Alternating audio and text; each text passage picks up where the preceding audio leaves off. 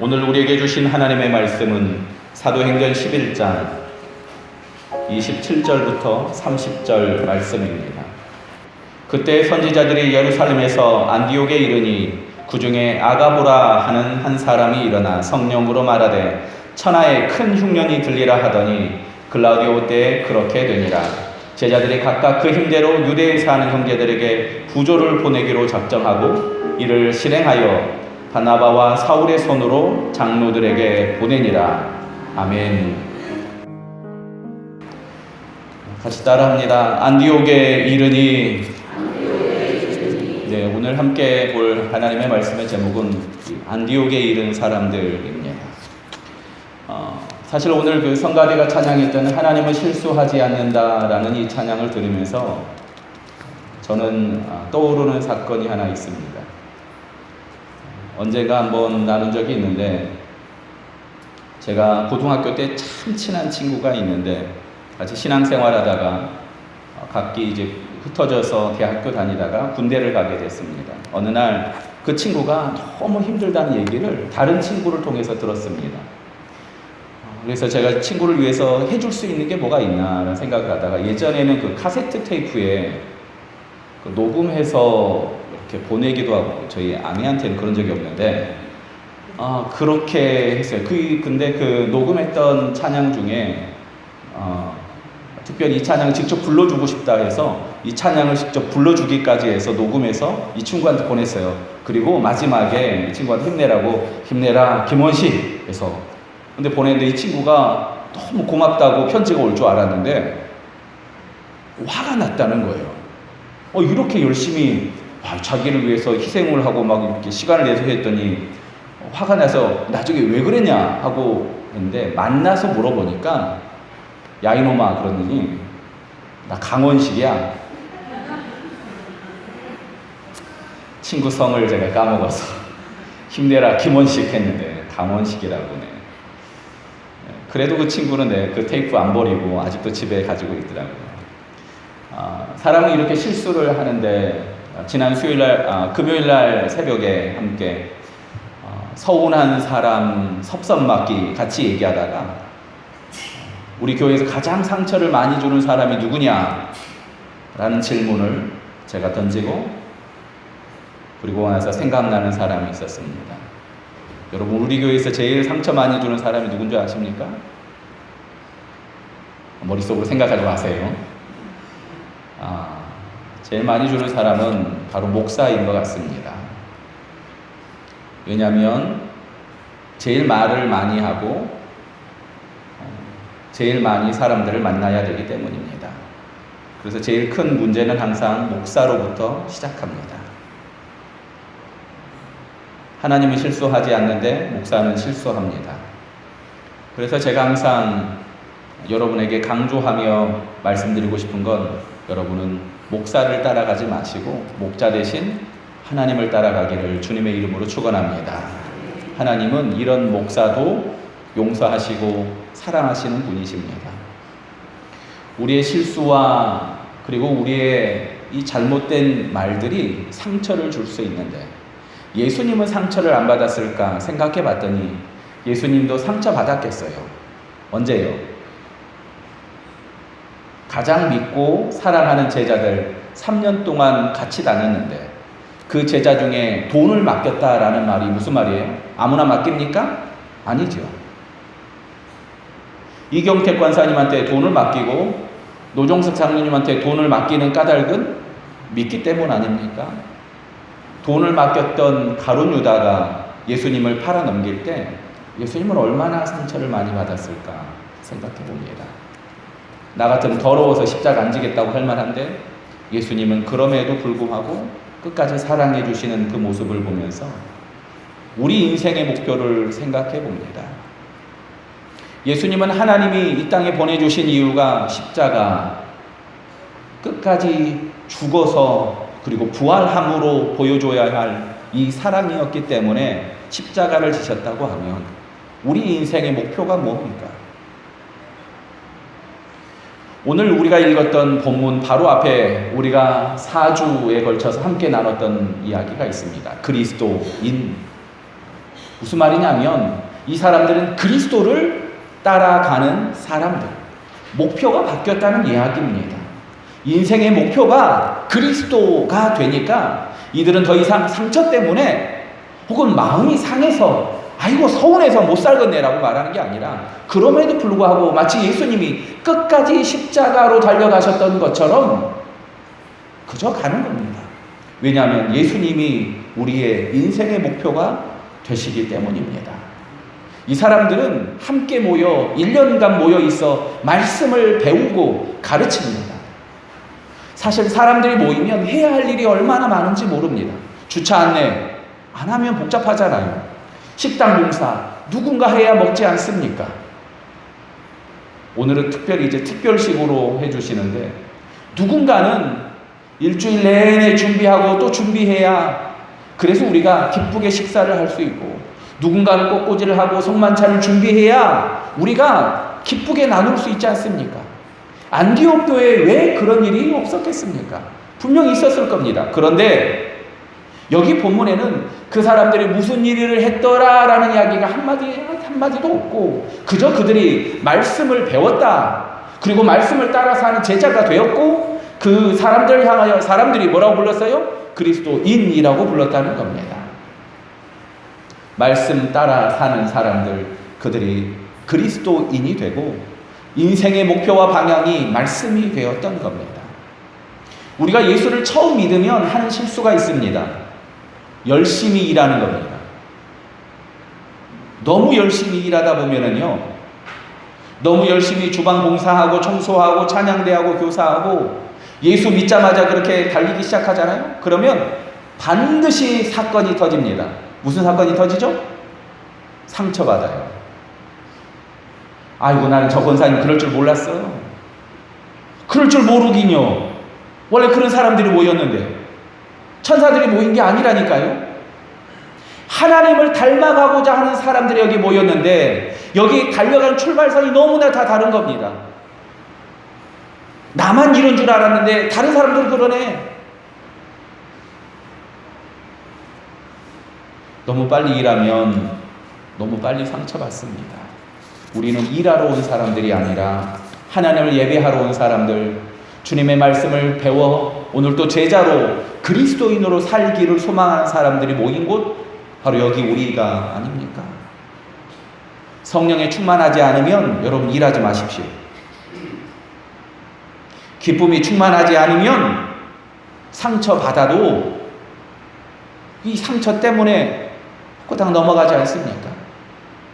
적어도 그 작은 상처쯤은 아무 문제 없이 내가 넉넉히 이길 수 있습니다. 그때 우리는 비로소 진짜 봉사를 할 수 있는 겁니다.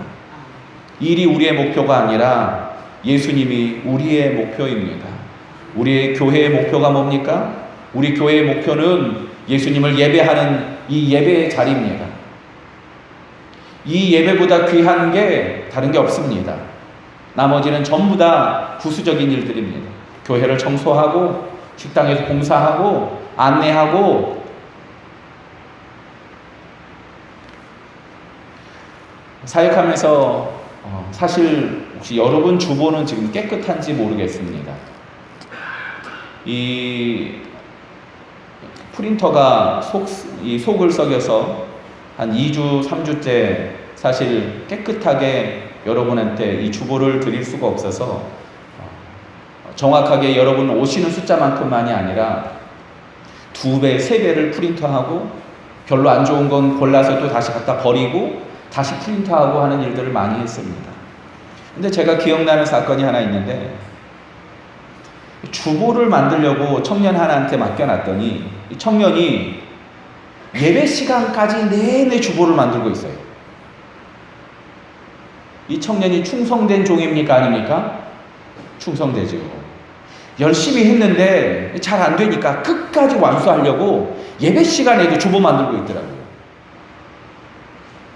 예배 시간에도 밖에서 주보를 돌리고 있더라고요. 그래서 빨리 와서 앉아야. 너 그리고 주보 이번 주부터 만들지 마라 그랬어요. 그리고 그렇게 6개월을 주보 없이 예배가 진행된 적이 있습니다. 왜냐하면 주보가 뭡니까? 아무것도 아니지 않습니까? 우리가 주보 없다고 예배 못 드립니까?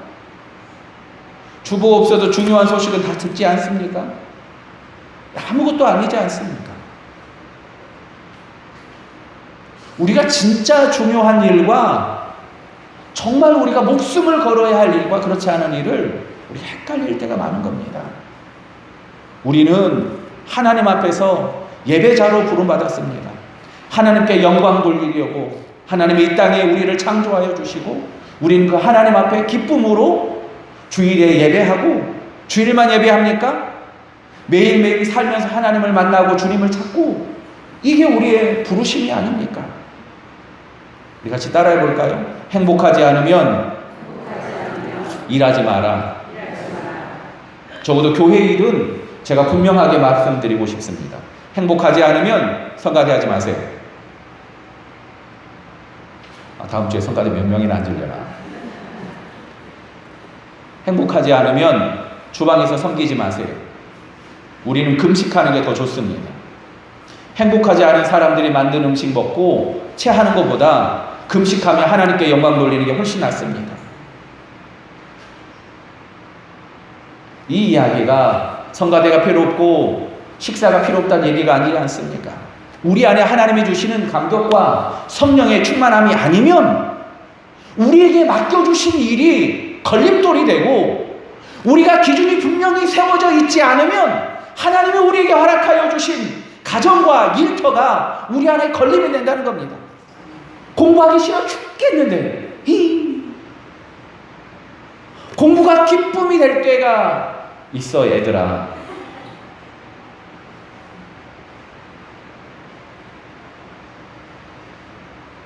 아빠가 공부해라 해서 공부하는 게 아니야. 애들은 아직 잘 모르겠죠. 하나님은 우리를 향해서 얘기하겠죠. 식당 봉사가 예수님을 닮아가는 훈련이 된다고 하면 얼마나 귀합니까? 하나님이 맡겨주신 일터와 사업장이 땀 흘려서 하나님께 영광을 드리는 시간이 된다면 얼마나 귀합니까? 우리 교회는 큰 공사를 준비하고 기도하고 있습니다.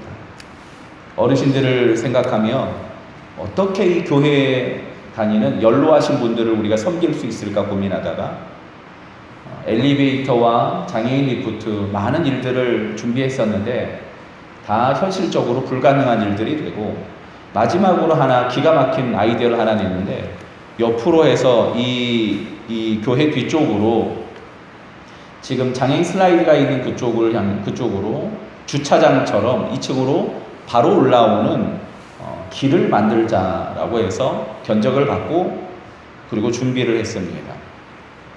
견적을 받아봤더니 다양한 공법과 방법들이 있어서 여러 가지 이제 봉사부에서 심의하고 그리고 연구한 끝에 약 4,500만 원 정도 견적에 나오는 공사를 하면은 할 수 있다라고 얘기가 돼서 지난번 직원회 때 제가 여러분과 함께 이 얘기를 나눴었고, 그리고 나서 언젠가 하지요 라고 하고 넘어갔습니다. 그런데 언젠가 하지요 라고 넘어가는 이 일이 제 안에 자꾸 걸림이 되는 겁니다. 마음이 시원치가 않습니다. 왜 이 일을 하지?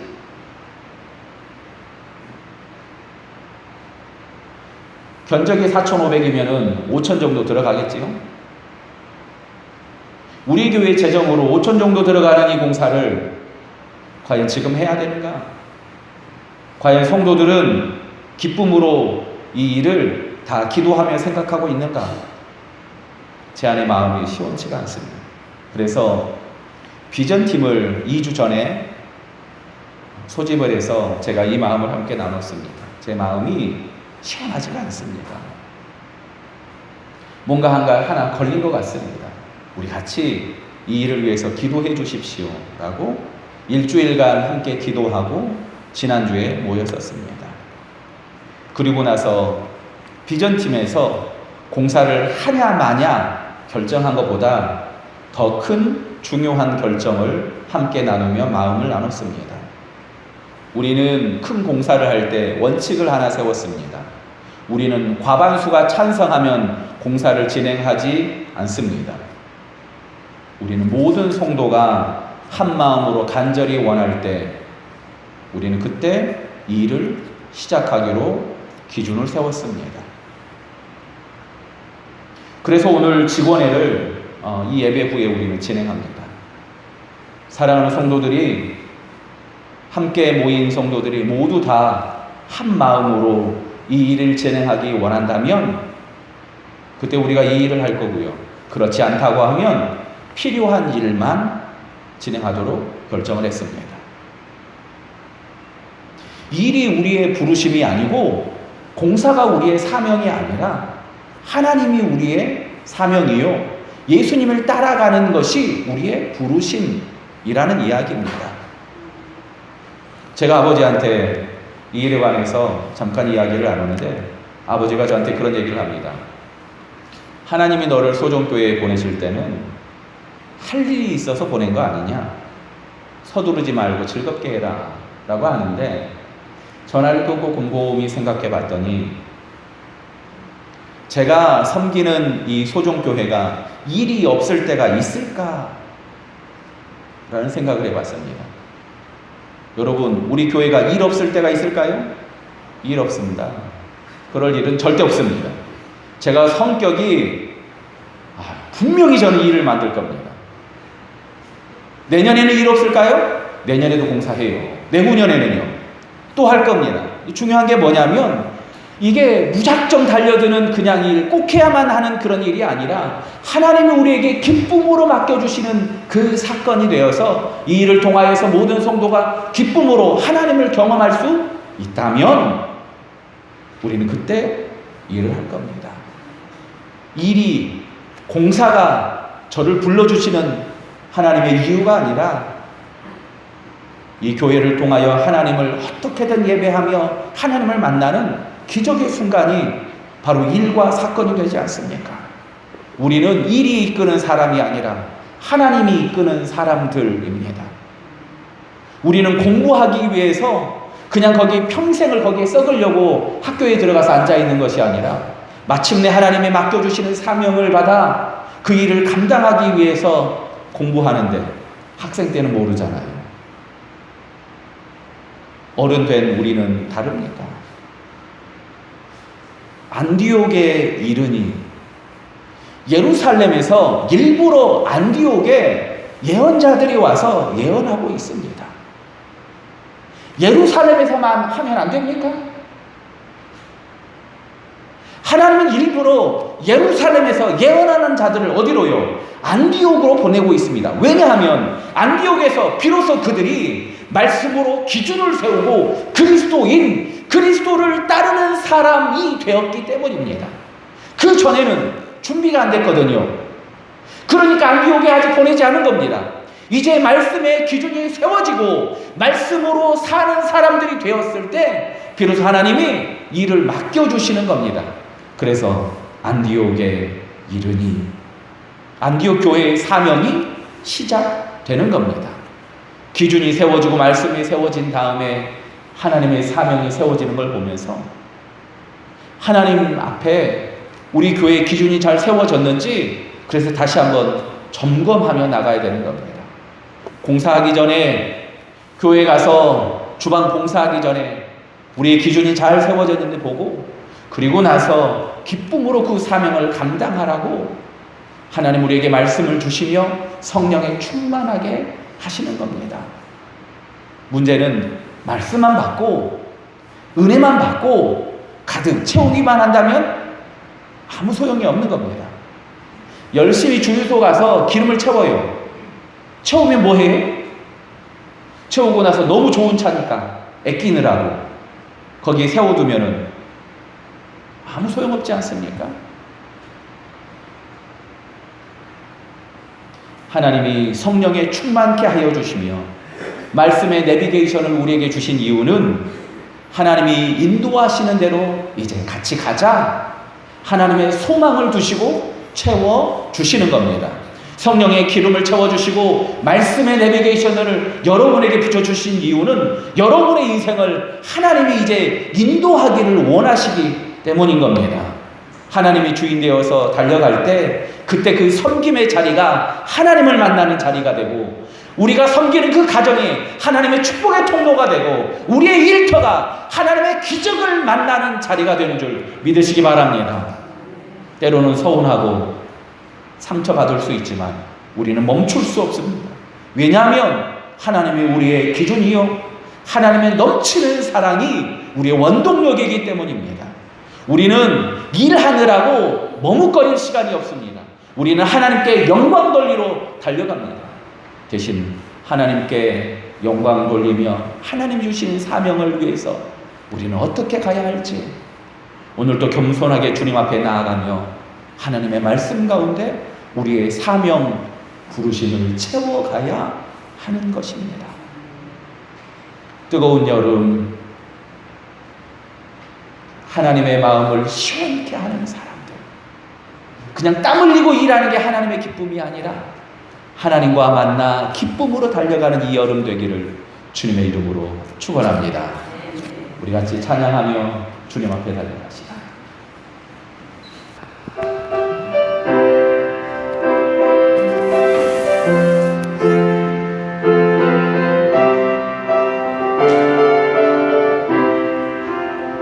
괴로울 때 주님의 얼굴 보라, 평화의 주님 바라보아라. 세상에서 시달린 친구들아, 위로의 주님 바라보아라. 눈을 들어 주를 보라, 내 모든 염려 주께 맡겨라. 슬플 때에 주님의 얼굴 보라. 주님 안식 주리라. 눈을 들어 주를 보라, 내 모든 염려 주께 맡겨라. 슬플 때에 주님의 얼굴 보라. 사랑의 주님 안식 주리라. 주의 보혈 능력이 또다. 주의 피 믿으오.